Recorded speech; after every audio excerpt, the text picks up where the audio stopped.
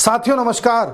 साथियों, कनाडा में पिछले कुछ दिनों से क्या हो रहा है किसी से छुपा नहीं है। जस्टिन ट्रूडो जो कि वहां के लल्लू हैं, लल्लू ने पूरी कोशिश करी है कि कैसे भी खालिस्तानियों को अपने पक्ष में किया जाए और अगले साल होने वाले चुनाव में उनका समर्थन लेकर के सरकार बना ली जाए। ऐसा हर देश में चलता है। ऐसे ग्रुप्स को, ऐसे रिलीजन को, कास्ट को खुश करने की, अपीस करने की कोशिश करी जाती है जिससे वोटिंग परसेंटेज पर फर्क पड़ सके। वही काम ये लल्लू कर रहे हैं। लेकिन हद तो तब हो गई है जब भारत से रिश्ते खराब करने के मामले में इन्होंने पहले भारत के डिप्लोमेट्स को बोला कि आप चले जाओ। हमने भी इनके 47 डिप्लोमेट को बाहर कर दिया। ऐसा पहली बार हुआ है। उसके बाद इन्होंने आरोप लगाना स्टार्ट किया भारत के ऊपर तमाम तरह के कि भारत ने निज्जर को मरवाया है, भारत ही सब कुछ यहाँ पर कर रहा है, अनवांटेड किलिंग्स, हमारे पास सबूत हैं। ऐसा ही पिछले साल बोलते थे। फिर जब इस साल कमेटी बनी, कमेटी के सामने जब ये लल्लू पेश हुए तो लल्लू कहते हैं कि भाई हाँ, हमारे पास प्रूफ नहीं है। तो तुम भाई किस बेसिस पर बोल रहे थे? इस पर मैं वीडियो बना चुका हूँ, आपसे चर्चा कर चुका हूँ। एक संक्षिप्त में मैं समराइज कर देता हूँ, फिर मैं मेन चीज़ पर आऊँगा। उसके बाद इन्होंने हद उसके ज़्यादा तब कर दी जब इन्होंने बोला कि हम पर भारत से साइबर अटैक का खतरा है। यानी कि भारत अब हमारे साइबर अटैक करने जा रहा है, कंप्यूटर्स पर, सॉफ्टवेयर पर अटैक करने जा रहा है। और इसकी जो इल्ज़ाम है ये लगाया अमित शाह के ऊपर कि अमित शाह की निगरानी में ही ये सब हो रहा है। चाहे साइबर अटैक्स हों, चाहे किलिंग्स हों, चाहे निज्जर की हत्या, जो कुछ भी है। इन्होंने भारत के जो डिप्लोमेट हैं उन पर भी आरोप लगाया कि वो भी हत्या में मिले हुए थे। चलिए साहब, ठीक है, आप कर रहे हैं, आपकी राजनीति जो भी है। आज कनाडा में, ब्रैम्पटन में, कनाडा के ब्रैम्पटन में एक मंदिर है, हिंदू मंदिर। उसमें कुछ लोग, जिसमें हिंदू भी थे, सिख भी थे, सब मिलकर के पूजा अर्चना कर रहे थे। वहाँ पर कुछ खालिस्तानी घुस जाते हैं, उन पर अटैक करते हैं, मारपीट करते हैं, भगदड़ मस्ती है, सारा कुछ होता है। और कनाडा सिर्फ अफसोस जताता रह जाता है। ये जो लल्लू हैं जस्टिन ट्रूडो, ये पता है क्या कह रहे हैं? मुझे खेद है, हिंदू मंदिर पर अटैक हुआ, मुझे अफसोस है। पर ये नहीं बोला कि खालिस्तानियों ने अटैक किया है। पूरे कनाडा में सिर्फ एक सिटिंग एमपी हैं जिन्होंने खुल करके बोला कि हाँ, खालिस्तानियों ने अटैक किया है, बाकी किसी की हिम्मत नहीं है। आप जानते हैं क्यों? क्योंकि कनाडा में आज जो भी हो रहा है, कनाडा जो भी भारत के विरुद्ध बोल रहा है, जो भी खालिस्तानियों के पक्ष में बोल रहा है, जो भी ये लल्लू बोल रहा है, ये सब वही वर्ड्स हैं जो अमेरिका इनको सिखा रहा है। बिना अमेरिका के कहे, बिना अमेरिका के गाइडेंस के ये कुछ भी नहीं कर रहे हैं। अब होता यह है कि एक आध MP out of the track चला जाता है, लेकिन पूरा का पूरा कनाडा एक जैसा ट्रेंड फॉलो कर रहा है, तो सिर्फ अमेरिका के कहने पर। कुछ दिन पहले पन्नू ने भी चेतावनी दी थी कि हाँ, ऐसा अटैक हम कर सकते हैं, और करवा दिया। पन्नू यूएस में बैठा है, यूएस की सिटीजनशिप उसके पास है, कनाडा की भी सिटीजनशिप उसके पास है। वो बैठ करके धमकी दे लेता है, कनाडा में कांड हो जाता है, यूएस देखता रह जाता है। और ये वही यूएस है जिसे दुनिया की हर डेमोक्रेसी की बड़ी चिंता है। डेमोक्रेसी की चिंता के नाम पर ये किसी भी देश को कुछ भी कह देता है, किसी पर भी सैंक्शंस लगा देता है, कहीं भी तख्ता पलट करवा देता है, किसी को भी बदनाम कर देता है। और जब इसके यहाँ पर बैठा हुआ एक शख्स कुछ भी धमकी दे रहा है, फिर उसको एग्जीक्यूट करवा रहा है और यूएस ताली बजा रहा है। पहली बात तो ये खालिस्तानी है ही नहीं ये लोग, क्योंकि खालिस्तान जैसा कुछ एग्जिस्ट ही नहीं करता। लेकिन मैं जब भी खालिस्तान शब्द का प्रयोग करूं या खालिस्तानी शब्द का प्रयोग करूं, तो मेरे कहने का मतलब ऐसे लोग जो ये चाहते हैं कि खालिस्तान नाम का देश बने। तात्पर्य यह है कहने का। और ये लोग सिख नहीं है, आप इस गलतफहमी में मत रहिएगा। ये लोग पगड़ी बांधते हैं दिखाने के लिए, ये सिख नहीं है। सिख तो भाई बहुत पवित्र लोग होते हैं। सिख तो वो लोग हैं जिन्होंने अपने धर्म के लिए, अपने देश के लिए अपनी जान तक कुर्बान कर दी। इस देश में जब बहादुरों की गाथा लिखी जाती है तो सिखों का नाम सबसे आगे आता है। सिख तो कभी ऐसा हो ही नहीं सकता जो देश के खिलाफ या धर्म के खिलाफ या एक दूसरे से मारपीट वाले काम करे। हाँ, वो मारपीट पर तब आता है जब देश पर या उस पर, उसकी आन बान शान पर कोई आंच उठाता है। तो ये तो खालिस्तानी माइंडसेट जो लेकर के चल रहे हैं, ये सिख नहीं है। ये एक विशेष प्रकार के शरारती तत्व हैं जिनकी संख्या बहुत कम है। बस ये कैसे भी करके न्यूज़ में बने रहना चाहते हैं। आपने कई बार देखा होगा, कुछ गाने ऐसे होते हैं जो आपको पसंद नहीं आ रहे होते, लेकिन फिर भी आप उन्हें सुनने लग जाते हो। चलो सुन लेते हैं यार, सुबह शाम तक बज रहा है तो लाओ सुन ही ले, हो सकता है अच्छा लग रहा हो लोगों को, हमें अच्छा ना लग रहा हो। एक्चुअली ये गाने अच्छे होते नहीं हैं। कुछ गाने जो अच्छे बिल्कुल भी नहीं होते, उनको बार बार हैमर किया जाता है। हैमर मतलब हथौड़ा मारा जाता है आपके दिमाग पे, सुनो सुनो सुनो। आप एफएम चलाओगे तो वो गाना बज रहा होगा, यूट्यूब पर सर्च करोगे तो वो सबसे पहले आ जाएगा, आप टीवी पर देखोगे तो बज रहा होगा, किसी शादी ब्याह में तो बज रहा होगा, कि रील्स में तो वो आ रहा होगा। तो एक गाना जब आप कई बार सुन रहे हो, हर जगह सुन रहे हो, तो आप न चाहते हुए भी ये मानने लग जाते हो कि हाँ, ये गाना आजकल के हिट गानों में से एक है। और वो सब पेड होता है, पेड कर करके कैसे भी करके उसकी रीच बढ़ाई जाती है। और जो अच्छे गाने होते हैं ना वो एक बार में अच्छे लग जाते हैं, वो फिर हम वो कहीं सुने ना सुने हम अपने लिए सुनते हैं, वो हमारे लिए अच्छे होते हैं। ऐसा ही होता है इन शरारती तत्वों का हाल। ये जो खालिस्तान खालिस्तान चिल्लाते रहते हैं, ये गिने चुने लोग हैं। अब ये क्या कर रहे हैं, ये बाकी लोगों में ये विश्वास डाल देना चाहते हैं कि खालिस्तान की संकल्पना रखने वाले लोगों की तादाद बहुत ज़्यादा है। ये एक समय के बाद आने वाली जनरेशंस को ये महसूस करा देंगे, ये उसके दिमाग में डाल देना चाहते हैं कि हाँ एक बड़ा सेक्शन है जो खालिस्तान की डिमांड कर रहा है, जबकि ये 0.01% भी नहीं है। इसलिए ये ऐसी हरकतें करते हैं, धमकी देना, फिर इस तरह का कांड करना जिससे पूरी दुनिया में न्यूज़ में ये आ जाएं, पूरी दुनिया के देशों को लगने लग जाए कि हाँ यार खालिस्तान भी कुछ हो सकता है। अब एक बात बताइए, श्रीलंका में बैठा हुआ एक आदमी, उसे क्या पता खालिस्तान क्या है? वो तो यही समझेगा कि भारत में करोड़ों लोग खालिस्तान चाहते हैं, उसे क्या पता गिने चुने लोग हैं। तो ये जो पूरा हिसाब किताब है ये जानबूझ के करवाया जाता है और ऐसे ही देश करवाते हैं जो बड़ी ताकत बन चुके हैं, जैसे यूएस। और इसीलिए जो भी अटैक हो रहा है, जो कुछ भी चीज़ें भारत के खिलाफ बोली जा रही हैं, ये सिर्फ इसलिए बोली जा रही हैं क्योंकि यूएस इस बात से परेशान है कि भारत इस समय ब्रिक्स में या रशिया के इतना नज़दीक क्यों जा रहा है।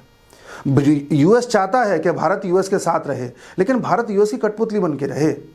भारत ऐसा ना हो कि अपनी मन की चलाए कि जब रशिया से तेल लेना है तो तेल खरीद लिया, जब ईरान के यहाँ पोर्ट बनाना है तो पोर्ट बना लिया, जब रशिया से मीटिंग करनी है मीटिंग कर ली, जब चाइना से अपना लद्दाख का मामला सुलझाना है सुलझा लिया। इंडिया ऐसे कैसे कर रहा है? हम तो चाहते हैं कि इंडिया चाइना के साथ उलझा रहे, यूएस। हम तो चाहते हैं कि इंडिया चाइना के साथ उलझा रहे, क्योंकि इंडिया जितना समस्या में फंसा रहेगा उतना ही हमारी तरफ देखेगा, और यही हम चाहते हैं। कुछ लोगों की आदत होती है कि वो आपको कभी ग्रो करता हुआ देखना नहीं चाहते, क्योंकि आप ग्रो करके तो आप उन्हें नहीं पूछोगे। वही यूएस का हाल है।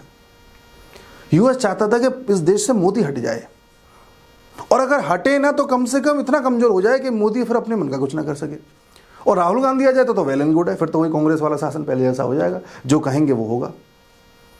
और अगर ज़्यादा किसी ने आनाकानी करी तो जो बांग्लादेश में हुआ वो भारत में करवाएंगे। अच्छा, ये धमकी देने की कोशिश भी करी 3 लोगों ने। बांग्लादेश में जो मॉडल इन्होंने फॉलो किया, उस मॉडल के तहत भारत में भी हवा बनाने की कोशिश करी इन्होंने लंबे समय तक। भारत के विपक्ष के नेता राहुल गांधी विदेश में जाकर लगातार भारत को बदनाम करते हैं, और नेता भी तमाम तरह के डोनाल्ड लू से मिल रहे थे। डोनाल्ड लू वही आदमी है जो अमेरिका के लिए ये काम करता है, तख्ता पलट का काम करता है। पर अमेरिका ये भूल गया कि ये भारत है, ये बांग्लादेश और पाकिस्तान नहीं है जहाँ आप तख्ता पलट कर लोगे। भारत में इतनी ताकत है आज की डेट में कि आपका तख्ता पलट ना करवा दे गई, क्योंकि यूएस में भी इलेक्शन होने हैं कल, और उन इलेक्शंस में वहाँ पर रह रहे भारतीयों का बहुत बड़ा योगदान होने वाला है, और वहाँ के रह रहे भारतीय वर्तमान सरकार को बहुत पसंद करते हैं, भारत की को। यही कारण है कि जब बांग्लादेश में जो प्रकरण हुआ, उस प्रकरण पर कोई कुछ नहीं बोला। हमारे देश में राहुल गांधी के मुंह से एक शब्द नहीं आया हिंदुओं के पक्ष में। ममता बनर्जी ने कुछ नहीं बोला, अखिलेश यादव ने कुछ नहीं बोला, कोई नहीं बोला कि बांग्लादेश में हिंदुओं के साथ क्या हो रहा है, उस पर हमें चिंता है। यूएस में भी कोई नहीं बोला, यूएन में भी कोई नहीं, कुछ नहीं, सब शांत पड़े हुए थे। कल बोला है डोनाल्ड ट्रंप ने कि मैं हिंदुओं के साथ खड़ा हूँ, मुझे चिंता है बांग्लादेश में हिंदुओं के साथ ऐसा क्यों हो रहा है, और अब मैं अगर सत्ता में आ गया तो दुनिया में जहाँ भी हिंदू हैं उनके साथ गलत ना हो, ये मैं इंश्योर करूँगा। इसका कारण ये भी है कि वहाँ पे जो मोहम्मद यूनुस हैं, बांग्लादेश में भी प्रधानमंत्री कह लो, राष्ट्रपति कह लो, जो भी हैं, वो उनसे बहुत चिढ़ते हैं डोनाल्ड ट्रंप। ये भी एक वजह है। तो मैं आपको कहने का प्रयास ये कर रहा हूँ कि ये जो चीज़ें चल रही हैं ना साथियों, अब देखो कनाडा में दिवाली नहीं मनाने दी गई, कनाडा में दिवाली नहीं मनाने दी गई। वहाँ पे रह रहे कई इंडियंस का कहना ये है कि हम कनाडा में as an Indian, as a Hindu रह रहे थे, और हमें बड़ा अच्छा लगता था कनाडा में, क्योंकि यहाँ पे सभी धर्मों को बराबर की स्वीकृति मिलती थी। हम हिंदू होकर के बड़े रिस्पेक्टफुली चीज़ें करते थे। लेकिन मुझे आज ये कहते हुए दुख हो रहा है कि मैं कनाडा में रहने वाला एक ऐसे हिंदू कम्युनिटी में शामिल हो गया हूँ, या एक ऐसे देश में आ गया हूँ, ऐसी दहलीज पर आ गया है मेरा देश, कनाडा देश, जहाँ पर आज हिंदू जो है अपना त्यौहार नहीं मना पा रहा। ऐसा इन्होंने कहा है। तो ये भी कनाडा की एक बात निकल के सामने आई है। उसके साथ ही कनाडा में जब ये सब होने लगा तो लोग जगह जगह पर, नुक्कड़ों पर और इस तरह से इकट्ठे होकर के लाउड स्पीकर के माध्यम से वो नारा भी दोहरा रहे हैं जो भारत में योगी आदित्यनाथ ने भी कुछ दिन पहले दिया था कि ध्यान रख लेना, बटोगे तो कटोगे। बटना नहीं है, इकट्ठे रहना है। और इकट्ठे इसलिए नहीं रहना क्योंकि किसी को डराना है, हमारा काम किसी को डराने का नहीं है। हिंदुओं को इकट्ठे इसलिए रहना है क्योंकि जो बाकी ताकतें हैं वो हिंदुओं को तोड़ना चाहती हैं, इतना तोड़ देना चाहती हैं कि इसका अपना कोई से ना हो, हिंदू अपनी कोई बात ऐसी मनवा ना सके, कुछ ऐसा कह ना सके जिसको किसी देश के लिए, किसी प्रधानमंत्री के लिए, किसी ताकत के लिए मानना ज़रूरी हो जाए। मुस्लिम्स का इन्हें पता है कि मुस्लिम्स को जैसे हड़काना चाहे हड़का लें। मुस्लिम्स या तो वेस्ट एशिया के देशों से संचालित होते हैं या अपने मौलानाओं से और आकाओं से संचालित होते हैं, और इनका जो पूरा स्ट्रक्चर है लर्निंग का वो इस प्रकार का है कि एक बार जो फीड कर दिया वो फीड कर दिया। तो इनको गवर्न करना आसान है, हिंदू को गवर्न करना मुश्किल है, क्योंकि ये फिर हर चीज़ में सवाल करेगा। हिंदू को या तो इतना सुलाई रखो कि वो उसे पता ही नहीं चलेगा वो क्या रहा है, भाड़ में आने दो। और थोड़ा बहुत भी उसे याद आ गया ना, हाँ बताओ क्या कह रहे हो, फिर वो कहेगा अरे सती प्रथा हो रही है, ये गलत है, इसे हटाओ हटाओ। अच्छा ये जातिवाद फैल रहा है, इसे हटाओ हटाओ हटाओ हटाओ। अच्छा ये दहेज प्रथा चल रही है, इसे हटाओ हटाओ। ये बाल विवाह हो रहा है, इसे हटाओ। हिंदू थोड़ा भी जागता है तो अपने रिलीजन में रिफॉर्म कर लेता है। आप इतिहास उठा के देख लो, पिछले 200 साल में एक भी रिलीजन आपको ऐसा नहीं मिलेगा जिसने अपना इतिहास जो है दोबारा से ठीक किया हो, अपनी किताबों को ठीक किया हो और ये माना हो कि नहीं नहीं अब जो लिख रहे हैं वो ठीक है। आपका कोई क्रिश्चियनिटी ऐसा है, क्रिश्चियनिटी रैशनली चेंज नहीं किया गया है। रैशनल से मेरा मतलब है साइंटिफिक बेसिस पर चेंज नहीं किया है, उसमें चेंज उस बेसिस पर किया कि लोग कैसे भी करके इसका प्रसार करें, उसको मॉडर्नाइज किया गया है। चीज़ वही है, कॉन्सेप्ट वही है। हिंदू एक हिंदू होकर के भी हिंदुइज्म की बुराई कर सकता है, कोई और धर्म नहीं कर सकता, ध्यान रख लेना। आप एक हिंदू हैं और आपका दोस्त एक हिंदू है, आप उस हिंदू दोस्त से हिंदुइज्म की कोई बुराई करोगे तो कोई आपत्ति नहीं है। ये इस देश की, इस धर्म की एक्सेप्टेंस कहलाती है। इसी को कहते हैं स्वीकार्यता, इसी को कहते हैं टॉलरेंस। और आप कभी किसी मुसलमान से कुछ बोल के देख लेना इस्लाम के बारे में, या मुसलमान से इस्लाम के बारे में कुछ नहीं बोल सकता, इसे कहते हैं रेडिकल होना। ये क्रिश्चियनिटी में है। तो दुनिया में बहुत कम धर्म ऐसे हैं जिन्होंने समय के साथ अपने आप को रिफॉर्म किया है और उनमें इतनी एक्सेप्टेंस है कि वो अपनी बुराई को एक्सेप्ट कर सकते हैं। हम ये मानते हैं कि आज भी हिंदुइज्म में कई बुराइयां हैं, बाल विवाह हो सकता है कई जगह हो रहा हो, आज भी दहेज लिया जा रहा है, जाति प्रथा न चाहते हुए भी पता नहीं कहाँ से हमारे दिमाग में बैठा दी गई, और आज हिंदुइज्म में जातिवाद बुरी तरह से फैला हुआ है। ये बात बिल्कुल सही है, ये बात बिल्कुल सही है कि हिंदू कुछ ज़्यादा ही कैजुअल है। ये बात भी बिल्कुल सही है कि कहीं कहीं हिंदू कट्टर भी है। ये बात भी सही है कि कहीं कहीं हिंदू हिंसक भी है। मैं हिंदू होकर के ये बात बोल रहा हूँ, कोई और बोल के दिखाए। ये हिंदुइज्म की एक्सेप्टेंस है। तो ये इन लोगों को जम नहीं रही है, अब इन्हें पता है गड़बड़ हो जाएगी, इनका खेल बिगाड़ो, खेल बिगाड़ो। तमिलनाडु में आप देखिए क्रिश्चियन पॉपुलेशन बढ़ती जा रही है धीरे धीरे, स्टालिन उसमें बहुत बड़ा रोल निभा रहे हैं। ब्राह्मणों को खुलेआम गाली दी जा रही है, वहाँ पर हर 2 साल में एक सभा करी जाती है। उस सभा में कई नेताओं का उद्देश्य बस यही होता है, उस सभा में दक्षिण के कुछ नेता होते हैं, कुछ बाहर से भी नेता आते हैं, सबका उद्देश्य बस ये होता है कि कैसे भी करके सनातन को गाली दो और एक द्रविड़ शब्द लोगों के दिमाग में बिठा दो, द्रविड़ द्रविड़ द्रविड़, और फिर यही द्रविड़ बन जाएगा द्रविड़स्तान। जैसे खालिस्तान, द्रविड़स्तान, भारत को तो साउथ से। आप साथियों बात समझ नहीं रहे हैं। भारत को तोड़ने का जो प्रयास है वो इस कदर है कि यहां से खालिस्तान निकालो। जम्मू कश्मीर की फसाद तो हम सबको पता ही है। नॉर्थ ईस्ट को किस प्रकार से तोड़ा जा रहा है बताऊंगा मैं आपको वीडियो में। यहां द्रविड़स्तान बना दो और यहां लगातार लड़ाई करवाते रहो, कहां तक बचेगा इंडिया? और जबकि हमारे किसी टेक्स्ट में, हमारे किसी वेद में, हमारे किसी भी पुराण में द्रविड़स्तान जैसी कोई संकल्पना है ही नहीं। मैंने एक वीडियो में पहले ही बताया था कि हमको बार बार सिखाया जाता था कि हम आर्यंस हैं, हम आर्य हैं, हम मध्य एशिया से आए हैं, हम भारत के नहीं हैं। इधर के लोगों को सिखाया जाता था, नॉर्थ इंडिया के लोगों को, कि आप बाहर से आए हो जी। तो यहाँ के लोग बहुत, मैं भी लंबे समय तक ये मानता रहा कि हम शायद आए होंगे भैया कहीं बाहर से। और अभी पता चला है खोज में, इसी साल रिसर्च पेपर पब्लिश हुआ था, उसमें ये पता चला है कि कोई आर्यंस बाहर से नहीं आए थे, हम सब यहीं के थे, हमारा डीएनए वीएनए सब यहीं का है, कहीं का नहीं है बाहर का। यानी कि ये झूठी कहानी जो गढ़ी गई थी, एनसीईआरटी में इसको डाला गया। एनसीईआरटी लेफ्टिस्ट लोग लिखते थे, लेफ्टिस्ट लोग उसी कांग्रेस से निकलते थे जिस कांग्रेस को ब्रिटिशर्स ने पनाह दी। कांग्रेस में नेहरू जी क्या थे? नेहरू जी को भी जेल जाते हुए सुना आपने कि जवाहरलाल नेहरू जेल जाके आए? कभी गए हो? एक आध कोई किस्सा मुझे याद नहीं आता, लेकिन कभी नहीं गए। कभी सुना नेहरू जी की पिटाई हो गई? कभी सुना नेहरू जी धरना देते रहे और कोई सुनने भी नहीं, बात भी नहीं करने आया उनसे? आपने नेहरू जी की फोटो देखी होंगी, बड़ी एकदम स्टैंडर्ड तरीके से रहने वाले व्यक्ति के रूप में। आपने लाठियां किसकी सुनी? लाला लाजपत राय ने लाठी खाई, गांधी जी जेल जाके आए, चंद्रशेखर आजाद के साथ ऐसा हुआ, भगत सिंह के साथ ऐसा हुआ, इन लोगों के साथ सुना आपने? तो एक आदमी जिसके बारे में आपने कभी ऐसा सुना ही नहीं कि इसने कुछ स्ट्रगल ऐसा किया हो, वो देश का प्रधानमंत्री बन जाता है। क्यों? क्योंकि ब्रिटिशर्स की पसंद था वो आदमी, और ब्रिटिशर्स ने उसी आदमी की सरकार को आगे चलवाया उसी आदमी की सरकार में से ऐसे लोग निकल के आए जिन्होंने ऐसे किताबें लिखी। मैं नेहरू जी का सम्मान करता हूं, मैं उनसे कोई मेरा द्वेष नहीं है, बट मैं ये कह रहा हूं हमें भारतीय होने के नाते ये पता होना चाहिए कि नेहरू जी कैसे चुन लिए गए जी। आप जानिए, अगर आर्यन की थ्योरी सत्य है तो क्यों रिसर्च पेपर में निकल के आया कि ये जो है गलत थ्योरी थी, और अगर गलत थी तो आप क्यों पढ़ा रहे थे एनसीईआरटी में हमको, और एनसीईआरटी में पढ़ा रहे थे तो पढ़ाने वाला कौन था, वो तो लेफ्टिस्ट थे, क्योंकि एनसीईआरटी डोंबिला थापर लिख रही थी। और लेफ्टिस्ट कौन लोग थे जो कांग्रेस को वोट देते थे, और कांग्रेस कहां से आई है, उसका बैकग्राउंड तो आजादी के बाद से स्टार्ट होता है, यानी कि आजादी की लड़ाई उसने लड़ी है नो डाउट, लेकिन कांग्रेस एज ए सरकार तो आजादी के बाद वही थी, तो जाहिर सी बात है ब्लेम कांग्रेस पे ही जाएगा। बीजेपी होती है हम बीजेपी पे डालते कि बीजेपी, अगर सपोज कीजिए 1947 में बीजेपी सरकार बनती है, हम बोलते कि बीजेपी आपके होते हुए हम आर्यन की गलत थ्योरी क्यों पढ़ रहे थे, यानी कि आपकी नीयत में खोट है। That is the thing. तो ये सब चल रहा है देश में। उसके साथ ही मैं आपको एक चीज और बता दूं कि एक खबर और सामने आई है, इसी यूएस ने एक और एजेंडा स्टार्ट किया है, और वो एजेंडा है कि भाई कैसे भी करके नॉर्थ ईस्ट को डिस्टर्ब रखो। आप याद करिए, मैंने 2-2.5 महीने 3 महीने पहले एक वीडियो डाला था, और मैंने आपसे कहा था जब बांग्लादेश में तख्ता पलट नहीं हुआ था, उससे कुछ दिन पहले वीडियो डाला था मैंने, इसी में लाइव पड़ा हुआ है, लाइव वर्ल्ड अफेयर्स इनसाइट्स में लाइव पड़ा हुआ है।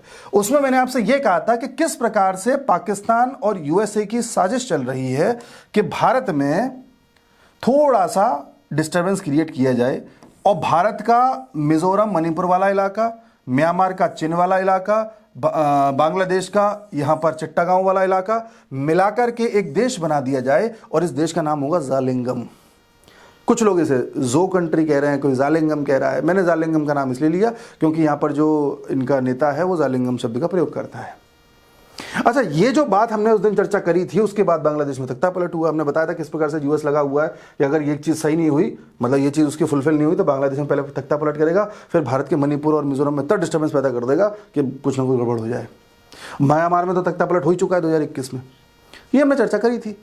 अब इसी चर्चा के ऊपर न्यूज आ रही है कि किस प्रकार से मिजोरम के सीएम ने यूएस में जाकर के ये बोला है कि भाई हम जितने भी लोग हैं, जितनी भी हमारी कम्युनिटी है, इनकी कम्युनिटी है जो कम्युनिटी, तो इनका कहना है कि हमारी जो कम्युनिटी है हम सबको एक रहना चाहिए। एक्चुअल में क्या है कि हमारे नॉर्थ ईस्ट के लगभग हर प्रदेश में एक कम्युनिटी पाई जाती है, कुकी और जो कम्युनिटी, जो, ठीक है। अब ये कम्युनिटी लंबे समय से डिमांड कर रही है अलग अलग तरीके की। इस बात का फायदा उठाया यूएस ने जो कम्युनिटी को, कुकी को, दोनों को भड़का दिया। तो यहां पर जो कम्युनिटी है वो न सिर्फ भारत में है, थोड़ी बहुत बांग्लादेश में है, थोड़ी बहुत म्यांमार में है। तो इनका कहना यह है कि हम सबको एक रहना है, लड़ना नहीं है। ठीक है साहब, एक रहिए, कोई दिक्कत नहीं है।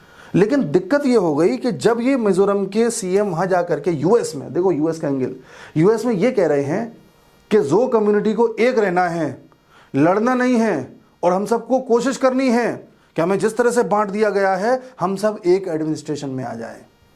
एक एडमिनिस्ट्रेशन का मतलब हो गया हम सबकी सरकार एक होगी। अब सरकार एक तो तभी होगी जब देश बन जाएगा तुम तीनों का एक। ये चिंता का विषय है। ये वीडियो यूएस में बहुत दिन पहले का है, लेकिन वायरल एकदम से अब हुआ है, कल परसों में, और ये चीज़ बड़ी चिंता की बात है साथियों। ये जो डोनाल्ड लू है खेल कर गया, मुझे लगता है कर दिया खेल।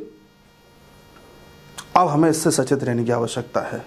और भारत में किस प्रकार से धीरे धीरे ये सेंसिटिविटी डाली जा रही है कि नहीं भारत में मणिपुर बड़ा डिस्टर्ब्ड है, मणिपुर पे काम करने की आवश्यकता है, और मणिपुर में ये हो रहा है, मणिपुर में इतना ज़्यादा इसको एग्जैजरेट करके दिखाया जा रहा है कि कल को अगर कहीं बोलने लग जाए कि मणिपुर और मिजोरम को दूसरा देश बना दो तो लोगों को हैरानी नहीं होगी।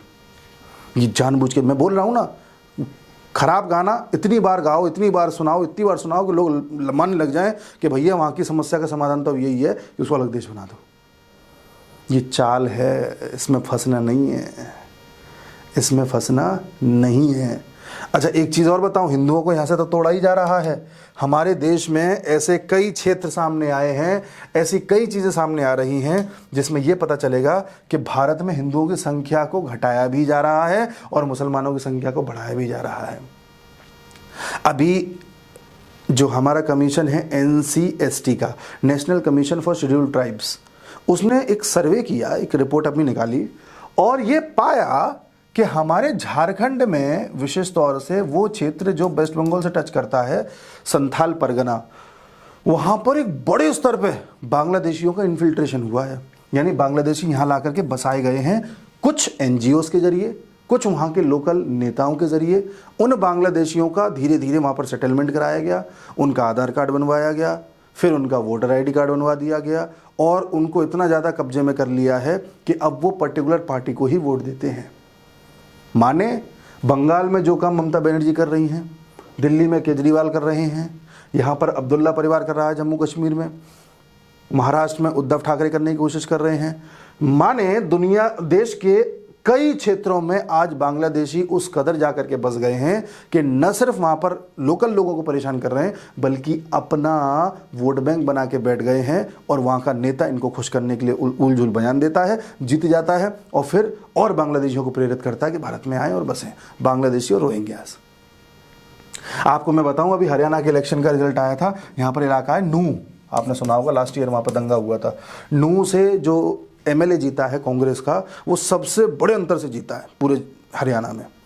और नूह में 80% आबादी मुसलमानों की है, और उसमें भी एक बड़ा सेक्शन ऐसा है जो रोहिंग्यास और बांग्लादेशियों का है।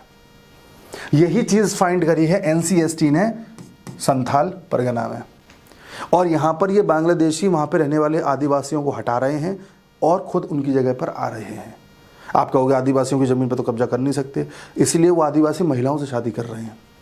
आदिवासी महिलाओं को फुसला लेते हैं, उनसे शादी कर लेते हैं, उनकी ज़मीनों पर हक जता लेते हैं, फिर उन्हें भगा देते हैं।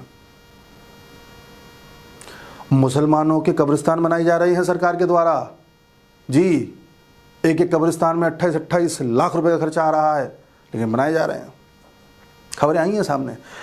तो कहने का तात्पर्य है, ये जो आप मैप देख रहे हैं, ये जो पीला कलर है ना, पीला या ब्राउन, ये कलर दर्शा रहा है बढ़ती हुई मुस्लिम आबादी।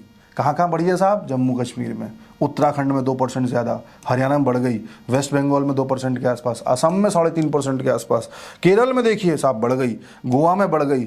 और ये जो आपको रंग दिख रहा है, ये सब बढ़ी हुई है। घटने वाला रंग तो नीले रंग का होगा ऐसा, पर नीला एक भी नहीं दिख रहा आपको इसमें, केवल मेरे पेन के अलावा। देखिए, यानी देश में मुस्लिम आबादी बढ़ रही है।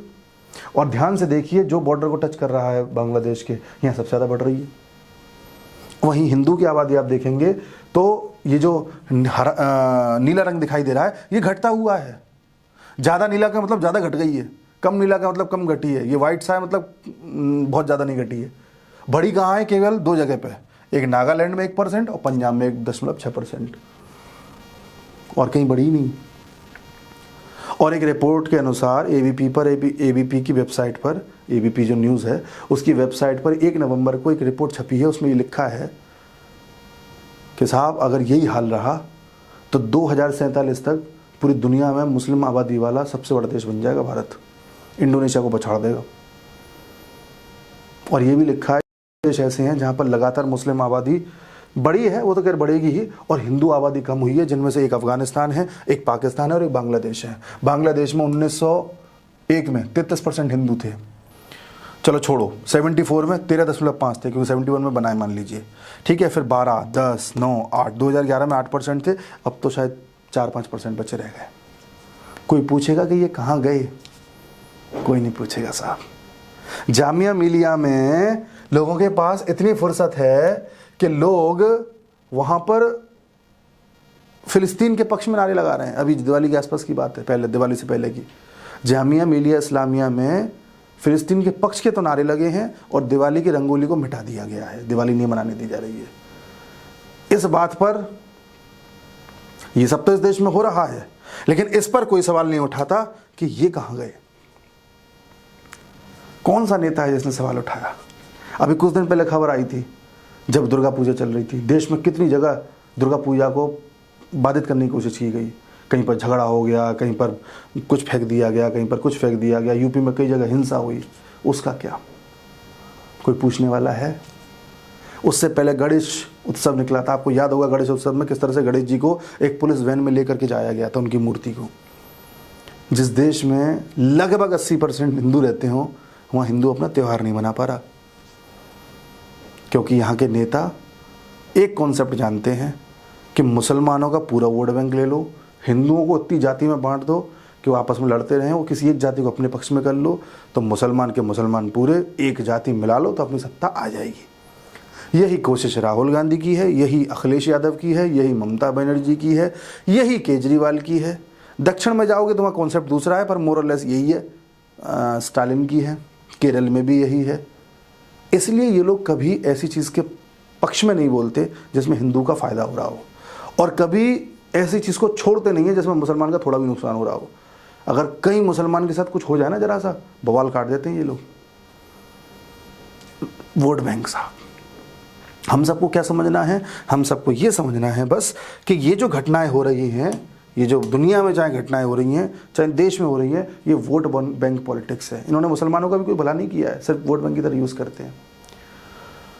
तो हिंदू जितना भी इस देश में है, मैं ये नहीं कह रहा कि कोई लड़ने पहुंच जाए, बट अपने वोट की ताकत को समझिए, बातों में मत आओ इन नेताओं की में। ये ख़त्म कर देंगे आपके देश को, बैठे रह जाओगे। ध्यान रख लेना। नमस्कार।